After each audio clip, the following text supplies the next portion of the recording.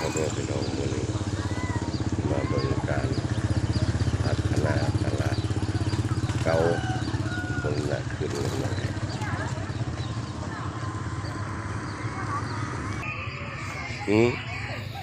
ค้ากันไหนนี่มีหมดทุกอย่างเลยไหมมัน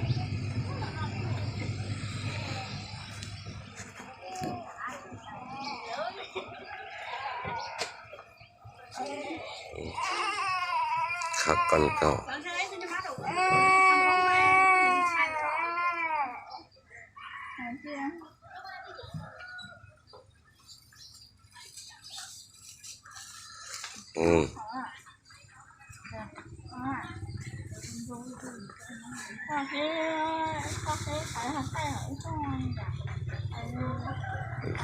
เรียบสุดแล้ว